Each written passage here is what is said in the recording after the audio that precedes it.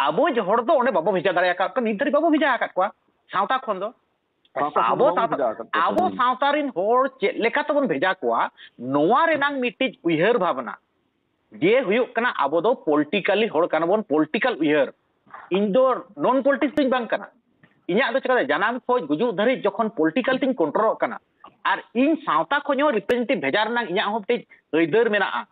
ar noa ge in mitij politically benawin kana political uihar Adivasi गांवता runny मिटे urea कना बिन एनखा दो अबिन दो अनो आसेका दो आदिवासी तुलुज ते नवार नंग लड़ाई लड़ाई एजना मिटन जे लड़ाई दरकार कना जे सांतार मिटे आबुआ मिटे जहां मिटे जाति हिसाब ते धर्म रनंग लड़ाई आबुआ दरकार कना नवार नंग अबिन लैन आबुआ दो नोडे की कना ओने जहां लई किदा आदिवासी आया स्वाधीन जाति सत्ता बांचाव दो लगी दो आया पार्सी बांचाव हुयो तया लाचार बांचाव हुयो तया धर्म हो बांचाव हुयो तया আর ধরম ভিতরে সানামা মেনা তাহলে প্রত্যেকটি আদিবাসী আপান আপিনা লাকচার আপান আপিনা ধরম বাঞ্চাও দহ হুᱭᱩᱜ ᱛᱟᱭᱟ শুধুমাত্র আদিবাসী ᱞᱟᱹᱭ ᱞᱮᱠᱷᱟᱱ ᱫᱚ ᱪᱮᱫ ᱪᱤᱠᱟᱹᱜ ᱛᱟᱭᱟ ᱢᱤᱫᱴᱷᱮᱱ ᱡᱩᱫᱤ ᱞᱮᱣᱦᱟ ᱢᱮᱥᱟ ᱠᱮᱫᱮᱭᱟ ᱟᱫᱚ ᱡᱩᱫᱤ ᱵᱟᱢ ᱥᱮᱯᱟᱨᱮᱴ ᱫᱟᱲᱮᱭᱟᱜᱼᱟ ᱩᱱ ᱫᱚ আদিবাসী সত্তা রক্ষা গে আদি মারাং সমস্যা তেঙ্গুনা মনে কাম আবার আদিবাসী ᱞᱟᱹᱭ ᱠᱮᱫᱟ এবার আদিবাসী ধর্মম ᱞᱟᱹᱭᱫᱟ আদিবাসী ধর্ম ᱫᱚ ᱟᱫᱚ ᱚᱠᱟᱴᱟᱜ ᱥᱟᱵᱟ माने अली ओना ᱧᱩᱛᱩᱢ कथा चेतन नते बलि चला अली जहां लेका नोना उयहर लिन मेने गुरु गमकिया उयहर आदिवासी इदी कते नोआ को अबो जुमिदो लगन मेटंग हर डहार चे कमी होराय बनावत कना आर नो नितो के ना कथा जहां ला रकाब के सधुराम चांद हो अबो संविधानिक हक अधिकार नाम लगन अबो आदिवासी को मिते अबो जुमिदो होय अपना लड़ाई हुई अपना आर अबो जदि धर्म रेनांग कथा हो जदि नोडे खय बना खेरवाड़ वंश धर्मबुती ओंडे हो उनी कना तो खेरवाड़ रेनांग वंश अब सानतार धर्म चे लड़का धर्म चे मुंडे धर्म कथा दो खेरवाड़ धर्म जहां खेरवाड़ वंश धर्म अब जदि ओना हिसाब कते जदि नितो जहां स्वाधीन लहा रे मिटे अब मिटे कैटेगरीज ले बना को जहां लेका नितो संविधान रे अब एसटी कैटेगरीज मेना उनका के आदिवासी को मिटे कैटेगरी कते जहां के मिटे कैटेगरी रे ओना के बन ता कना कलम कोड दो अदो नोना जिनिस जहां लिन मेने ना धर्म इदी कते अबिन मिटे आदिवासी गांवता रे सानतार गांवता तो ना बांग लिन मेना सानतार ओनलिया आसोस को जहां को बन बनाव का उनको तो बांग आदिवासी तुम कते गुरु गमके जहां बनाव आदिवासी तुम कते मिलुआ नोआ रे अबिन धर्म इदी कते संवैधानिक हक अधिकार रे अबिन सांतार लगते जे आसेका कोराव दरकार कना चे आदिवासी लगते ना नोआ दो कमी कसनी आबो तो लहा दरकार कना नोआ लिंग मेने इकाते नोआ दो मिटे पर्सनल दो जाति धर्म दो नोय आलांग आलांग जदि नितो सांतार सावतारिन कनला का आलांग जे धर्म दो आलांग करम दो आलांग सावता अरि दो आलांग लांग इया तो संविधान रे जखन चला कना संविधान लेकाते उरुम चे आरो उरुम नाम रेनांग जहां तबो लड़ाई रेनांग कथा हुई कना अब आदिवासी लेकाते हुई दरकार पड़े जे सांतार सांतार को इया लड़का लड़का को इया माने को लड़ाई को नो दो आदिवासी लेकाते मा एहब लेन गया नोडे आले वेस्ट बेंगल ना जखन 1967 रे जखन रजिस्ट्रेशन आबा किछु मुडे हो नोआरे मेंबर को ताहे कना वक्त 14/1 कुंडुलेन जहां हेड ऑफिस कना नोडे आसेका वेस्ट बेंगल ओना आले ओंडे जहां बाइलो आले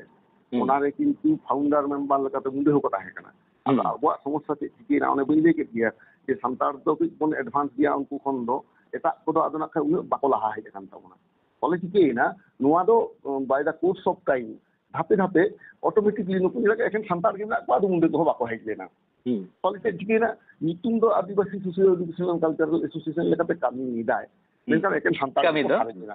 बार गिला को संतार के एटा को दो बाको हिजु कना कमी हो उनका के हुआ हेचे कमी हो उनका है आदो उनका कान ताबना कमी इदा से नोडे खनते आदिवासी लेक दो किंतु लहरी ना कथा आदि थाउली हुई कना प्रथम से तो जखन कुशल बास्ती तक को ताहे कान ताबना जे ओना मारांग बैद्यनाथ सोरेन जहां फाउंडर प्रेसिडेंट और फाउंडर जनरल कुशल बास्ती ताहे कना किंतु परवर्ती काले चिके ना सांतार को तो नेक्स्ट जनरेशन लगे धारी हो नोआ आसेका को साथ दो किदा मेनखान आदो उनको एटा आदिवासी मुंडे संप्रदाय से आरो जहां को कोडा फोडा नुकु आदो बाको हेज लेना एवं आप मा नेल ताबुन पेला खाई उड़ीसा से का तो बुझ बड़ा के उड़ीसा बा आजे नोडे को बाथाव जान एकम संतार को नोडे ना ओने के ना कुकली तो ना नोडे को के सिरजेव कना बेंगल रेनांग जहां लेका होयतो धर्म इदी कते सांतार इदी कते लड़ाई मिटे अयुर लेकाते ना कमी हुई औरु कना उनका के उड़ीसा रे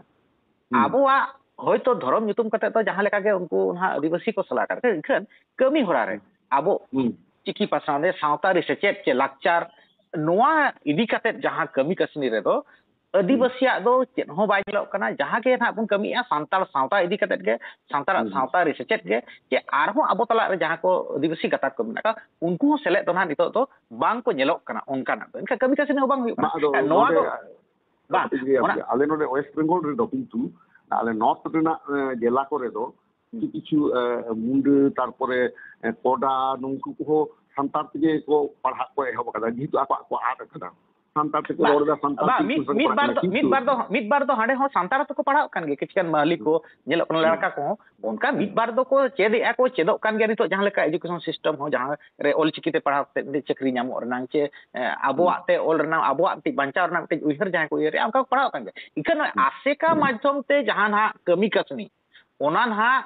ᱟᱹᱫᱤᱵᱟᱹᱥᱤ ᱞᱮᱠᱟ ᱛᱮᱫᱚ ᱩᱱᱟᱹᱜ ᱵᱟᱝ ᱧᱮᱞᱚᱜ ᱠᱟᱱᱟ ᱟᱨ ᱯᱟᱞᱮᱫ ᱱᱚᱰᱮ ᱜᱮ ᱱᱟᱦᱟᱜ ᱟᱵᱚᱣᱟᱜ ᱫᱚ ᱜᱩᱨᱩ ᱜᱚᱢᱠᱮ ᱛᱟᱠᱚᱣᱟᱜ ᱩᱭᱦᱟᱹᱨ ᱞᱮᱠᱟᱛᱮ ᱟᱵᱚ ᱵᱟᱵᱚ ᱠᱟᱹᱢᱤ ᱠᱟᱱᱟ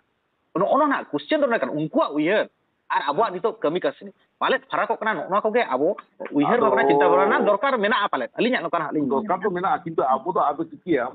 ᱥᱮᱛᱟᱜᱚᱜ ᱠᱟᱛᱮ ᱫᱚ ᱚᱦᱚᱢ ᱥᱮᱸᱫᱽᱨᱟ ᱠᱮᱫᱚ ᱩᱱᱠᱩ ᱯᱟᱦᱴᱟ ᱠᱷᱚᱱ ᱡᱩᱫᱤ ᱵᱟᱠᱚ ᱦᱤᱡᱩᱜ ᱛᱟᱵᱚᱱᱟ ᱟᱵᱚ ᱫᱚᱵᱚᱱ ᱪᱷᱩᱴᱟᱹᱣ ᱠᱟᱱᱟ ᱟᱢ ᱢᱟ ᱱᱤᱛᱚᱜ ᱧᱮᱞ ᱢᱮ ᱱᱚᱜᱼᱚᱭ ᱡᱮᱢᱚᱱ ᱠᱟᱛᱷᱟ ᱠᱟᱛᱷᱟ ᱛᱮ ᱦᱮᱡ ᱮᱱᱟ ᱟᱹᱰᱤ ᱢᱟᱨᱟᱝ ᱠᱟᱛᱷᱟ ᱱᱚᱜᱼᱚᱭ ᱡᱮ ᱱᱤᱛᱚᱜ ইউসিসি ᱠᱚ ᱟᱹᱜᱩᱭᱮᱫᱟ ᱠᱮন্দ্র সরকার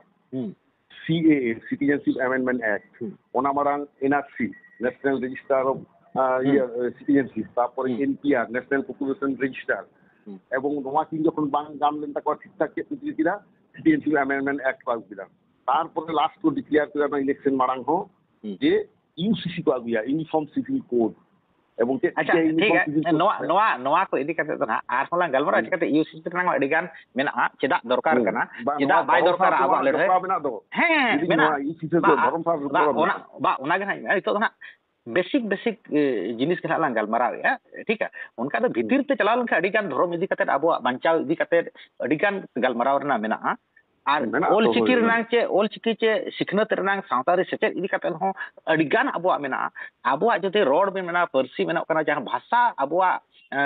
पासनाव लगत चे अपनार लगत चे जहां आबो बन हिड़ीनिया चे आबो खोज भाषा खोज बन सहाय इदी कना नोआ कोते अड़ी गान कमी मेना अदो बेसिक जिनिस तो गलमारा नोडना आर मिटी उयहर तेना उयहर रा कथा लाग मेना ओकालका उयहर आबोआ आर आबो हापड़ाम को ओकालका उयहर नोआ को इतिकते आबो नितो ना पाले गलमारा ना मेना उनका ना उयहर कना अदो आर मिटी उयहर नोडे खज ना मेनागो कना नोआ छाड़ा कते जहां नितो ना बिन मेन किया आबोआ संवैधानिक अधिकार न्याम लगत कि आबो आर्थिक उन्नति लगत आबो तो चेद लेकाना कमी कसनी आबो तो आदिवासी लेकाते मिटन कमी हुयाबोना सानतार लेकाते सुमुते तो बांग गानोआ चिकाते जखन के बोन मेनेया आदिवासी को कैटेगरी संविधान रे तो आबो जो दो आदिवासी लेकाते मेना सानतार लेकाते तो आलादा दो बनो ना आदिवासी मध्य रे के मेना आदो ओना लेकाते आबो हो बिना आर्थिक उन्नति ना कथा जहां लेका लिन मेन किया आर्थिक डायरेक्ट माने ना आबो कौडी रे केटाई बेगोर सानता दो बायला तो आबो कौडी रे केटाई रे दो आबो आदो अडिगान मेना चास बास सावते व्यापार बनी जहां जे बिजनेस व्यापार को नोआ इदी काते हो आबो कमी होरा चेना लहार ना मेना बिना कौड़ी दाड़ेते अब सावता तो बाय लहा तो उनका के अब जहां कथा नोटे दोहना जे अब जहां सावता लहांती रे दो राजनीति माने जहां बोन मेनेया पॉलिटिक्स बेगोर ते हो सावता लहांती दो बांग हुयु लेका गे ना बुझो करा नितो सेटम चे अब जतो संवैधानिक बापते जे नितो तो ना अब तो सावता लहार ने मिटे जहां गे सिस्टम मेना आचे को कमी होरा चालू कना आदो ओना लेकाते आबो जदी संवैधानिक भावते आबो हक अधिकार बन न्यामा जे ओने आबोरिन जहां हापराम को मेन लेआ आबो दिसम रे आबो राज हुई तबे नांग आबो लेका बन कवि दाड़े आबो बन लातिया तो नोआ को लगत आबो दो मिटे पॉलिटिकल माध्यम तक आबो उथना हुई आचे पॉलिटिकल रे मिटे पार्ट कान गया आबो चिकाते आबो दो जानाम खोज गुजु धरि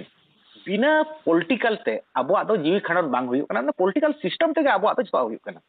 एनखा नोडे गे आबो जहां उथनाव रना कमी बन मेनेआ और आबो किछि गान संगठन किछि दो बांगा प्राय जतो लेकान संगठन के माझी को होचे माझी आरते जहां जहां संगठन को भारत जगत माझी पारगाना महल चे माझी महल को जहां के को बन कमी कना जे नोकान हा आदिवासी सावता से लाकचार से आबो जहां गे सांताड़ आदिवासी संगठन नुकु जतो बन मेनेआ सावता लहांती आबो इखन आबो तो बन मेनेआ ओ राजनीति नॉन पॉलिटिक्स का पॉलिटिकल होड़ कना बोन पॉलिटिकल रनांग इधर बोन खजो कना और आबो चेकाते नॉन पॉलिटिकल और इनडायरेक्टली आबो तो जहां बा जहां पार्टी तेगे आबो तो बोन हटिने कना एनखा नो उयहर आबो आचे आबो तो नॉन पॉलिटिक्स आबो तो बाबो पॉलिटिक्स ᱱᱚᱜᱼᱚ ᱩᱭᱦᱟᱹᱨ ᱟᱨ ᱟᱵᱚ ᱥᱮᱫᱟᱭ ᱦᱟᱯᱲᱟᱢ ᱠᱚᱣᱟᱜ ᱩᱭᱦᱟᱹᱨ ᱡᱟᱦᱟᱸ ᱟᱵᱚᱣᱟᱜ ᱫᱤᱥᱚᱢ ᱨᱮ ᱟᱵᱚᱣᱟᱜ ᱨᱟᱡᱽ ᱟᱨ ᱜᱩᱨᱩ ᱜᱚᱢᱠᱮ ᱦᱚᱸ ᱪᱮ ᱥᱟᱹᱫᱷᱩ ᱨᱟᱢᱪᱟᱸᱫᱽ ᱦᱚᱸ ᱪᱮ ᱡᱟᱦᱟᱸᱭ ᱜᱮ ᱱᱟᱜ ᱩᱱᱠᱩ ᱫᱚ ᱵᱟᱠᱚ ᱢᱮᱱ ᱟᱠᱟᱜᱼᱟ ᱪᱮ ᱤᱭᱟᱹ ᱦᱚᱸ ᱪᱤᱞᱤ ᱠᱚ ᱢᱮᱱᱟ ᱵᱟᱵᱟ ᱥᱟᱦᱮᱵᱽ ᱟᱢᱵᱮᱫᱠᱚᱨ ᱦᱚᱸ ᱟᱞᱚᱯᱮ ᱯᱚᱞᱤᱴᱤᱠᱥᱟ ᱵᱟᱵᱟ ᱥᱟᱦᱮᱵᱽ ᱟᱢᱵᱮᱫᱠᱚᱨᱟᱜ ᱢᱤᱫᱴᱟᱝ ᱠᱟᱛᱷᱟ ᱢᱟ ᱱᱚᱣᱟ ᱠᱷᱚᱡ ᱞᱤᱧ ᱞᱟᱹᱭᱮᱜᱼᱟ ᱡᱮ Baba Saheb Ambedkar men lea, political is a master key through which we can open all the lock of progress. ठीक है एनखाज अब दो जहां गे प्रोग्रेस ना जहां गे कमी हुआ ओना तो पॉलिटिकल तो हुई मास्टर की ओना जहां रे लगा आ नितो अब बन मेने अब जहां बन आयुरिया जे जाबना जहां चाकरी को गखुड़ को उनको अब तो पॉलिटिक्स तो बांगे और इनडायरेक्टली बन पॉलिटिक्स के चा कोई तो डायरेक्ट बन पॉलिटिक्स है kan onwa uihar nito abuwa bodol dorkar kana je noa uihar tege je abo oka lekana politics te abo bon participate a nongkana uihar bhavna cinta bhavna abo sawta re huyu dorkar che bang kana noa idi kate ma abina lebi नोडे दो लक्ष्य तो कान गया तबे के चिके कना केदा अबोरेन नितो politics माने अराजनीतिक से को सेनक कान ताबोना से नॉन पॉलिटिक्स को लेदा आम मेटांग लक्ष्य ताबोन में बार बार जखन के नेलोक कना नोआ दो सामूहिक लेका इंजिन मनेया जे जहां के कोनो राजनीतिक दल को सेनेन ते को एमएलए एमपी ना मेटांग पॉलिटिकल पार्टी रेन कैंडिडेट लेकाते उनको दो आदो जहां समाज कोने सेन लेना ओना समाज जाते दो आदो किंतु बाई उसे भावना देदा उनी दो जहां राजनीतिक दल को तिंगु दिया ओना राजनीतिक दल माने येते उदु लेकान हर ते तारामे छुटो होइना फले चे टिकेन ताया उनी दो आदो जहां जित खन रिजर्व सीट खन राका फेनेना उनी दो किंतु स्वाधीन भावे ट्राइबल जिलेटा उठनो लेकान कामी होरा हबा साब दाड़िया कना से बाय साब इदा से बाको साब हजवाय कना ono abo nyelda ado noa disom fudul kate no bar bar bo nyel kida ona karon te tikein tabona ona to bin bang rajniti da do bang ganoa tida anwa marang mujhira jokhon সংবিধান খসড়া চালাক kana un সময় আম্বেদকর নোয়া কথা তো নেই লেখ গিয়া যে আদিবাসী को दो बारिया ভোটিং রাইট को ᱧᱟᱢᱟ মেট্টাং দো পলিটিক্যাল পার্টি রে যখন আদিবাসী প্রতিনিধি তেঙ্গুনা ওডে ভোটে এমা আর মেট্টাং দো আতো সমাজ খন को তেঙ্গু ইয়া ini lagi tentang vote emai honwa jate alo huyuk ma Gandhi G onde amoron onosone koraw leday ebong ambedkor na bako koraw choya bakan ambedkor do lele gya je in barai bhobishot no onka kan huyuga rajnaitik dol ren protinidhi kate jahay vote re tengunai uni to jaha rajnaitik dol kanai ona rajnaitik dola yete মানে কথাতে উনি তেঙ্গুন হুয়ুক Taya আদিবাসী উন্নয়ন do কিন্তু বাং হুয়ুগা SC উন্নয়ন do বাং হুয়ুগা ona কথা উনি লইলা এবং এই দিসম পুরুল গত 76 বছর ওনা গবন নিয়ালেরা নয় তো 45 জন এসটি এমপি আবন নিয়ালে কোয়া অকো এমপি মিনা কোয়া আকো স্বাধীন ভাবে জানা কো রড় তাবনা মিটটাং বারিয়া ছাড়া অনকা বাকো দাড়ি কাওদা তাও কিন্তু যাহা কি মোরে শর্মারে হতে বাদ ধাও কানে লেই কিদায় কিন্তু आम जहां भी जे आपो राजनीति बन हेज लेखान जतो बन दाड़ी ओना तो कथा कान गया ओंदे तो आम राजनीति दा क्षमता नाम देखान आमा तीरे भी सब किछि माने साहित्य शासन लेखान नाम दा किंतु ओंदे जते आलो बन सेन दाड़ी मा आरो ना बाखरा को हाति गात कोना एवं इदानी गेल कना आबो रिजर्वेशन चालू जेन ताबोना एवं चाकरी दा सत्य नोंकान गया आम दो सरासरि पार्लामेंटारी इलेक्शन रे तो बाम बलो रे न जे आम जम चाकरी दा आम ठीक है किंतु सरासरि आम भोट रे बाम कॉन्टेस्ट दाड़िया कॉन्टेस्ट खन ताले आम चाकरी रिजाइन हो तमा हैं एकमात्र टीचिंग लाइन जहां को मेन सेमी गवर्नमेंट ओंदे तो लियन हटाव कते को कॉन्टेस्ट दाड़िया ताहले आदिवासी गाताक रेन दो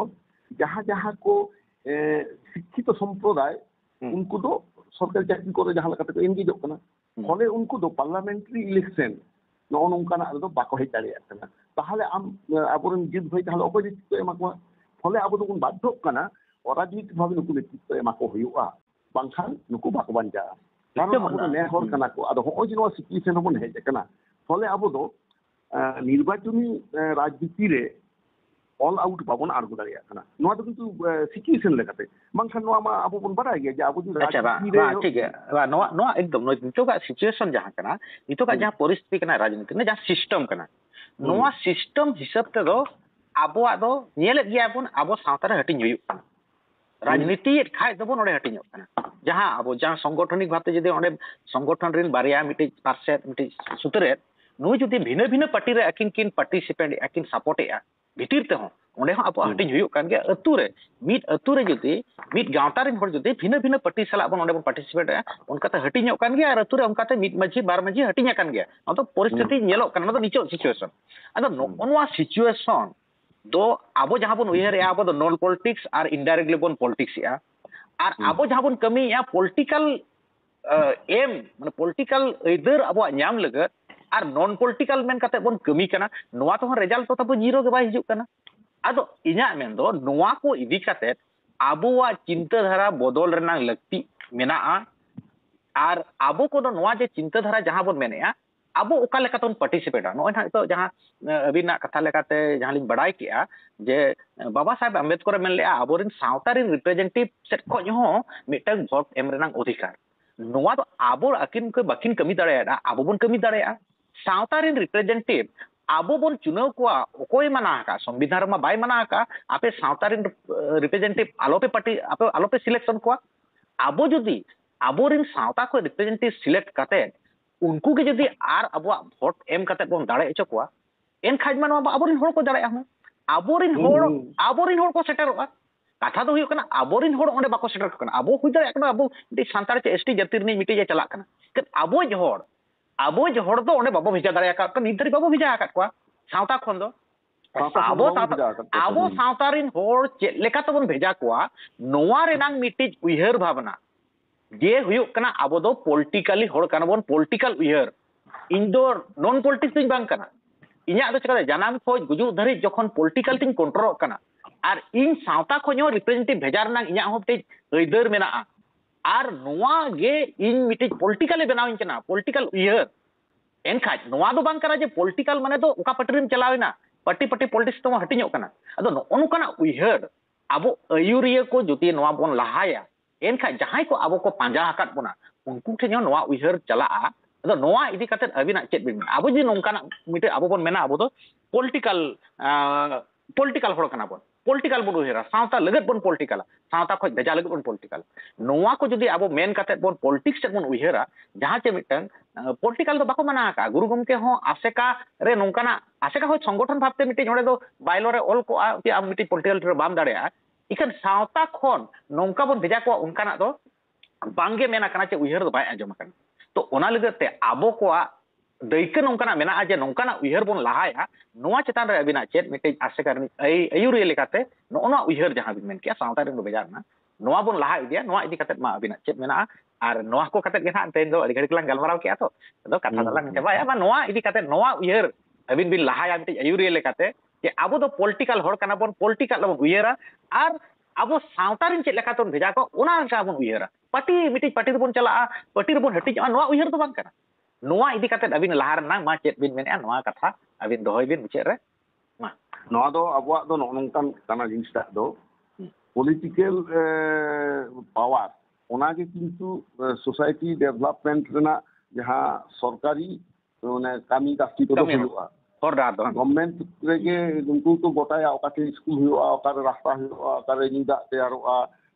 चेक कमी हरा हुआ नोआ जहां को लेदा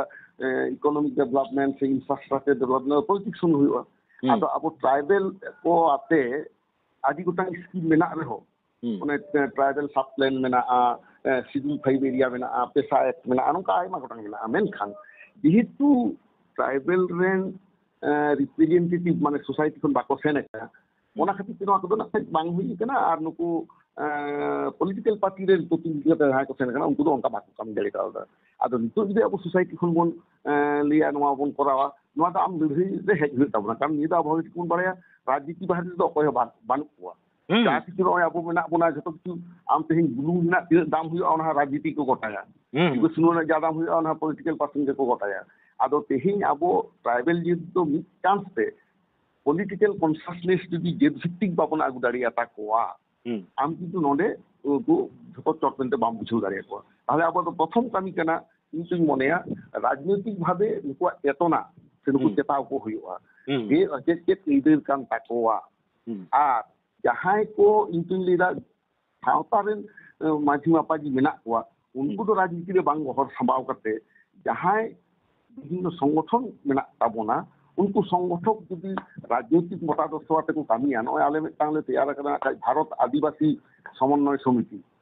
आदिवासी समन्वय समिति भारत जहाँ को माध्यम से दिल्ली हाल सेन लेना एवं गुजरात रे और राजस्थान रे और इतिमध्ये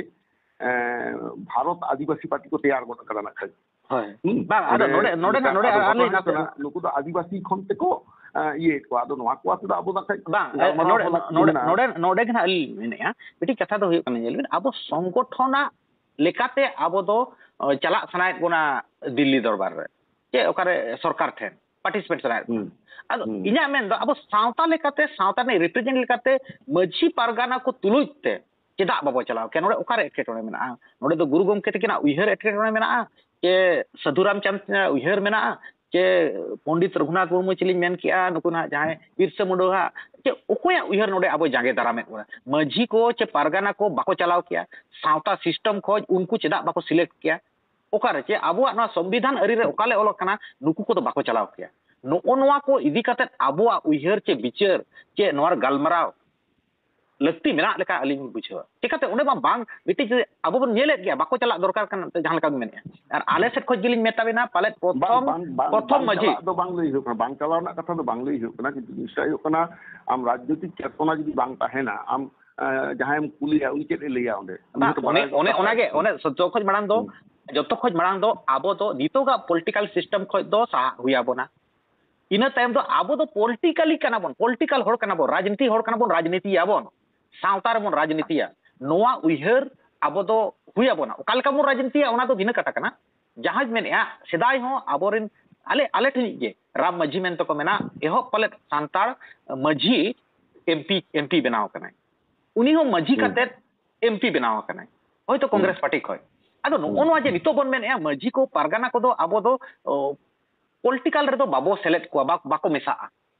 अदो ठीक गया नोआ तो सिस्टम रे को मेसा का झटी हुयो गया ओना हिसाब के तो सब ठीक गया नितो जदि मिटिज मझी कांग्रेस आय एनखाय दो आर हो एटागी जहां बीजेडी आउने दो फरक हुयो गया अदो आबो जदि नोआ बोन मेना आबो मेना नोआ जतो मेसा कते जहां गे आबो पार्टी रे बोन चला चे आबो पार्टी चे बिना पार्टी ते बोन चला आबो बोन डिसाइड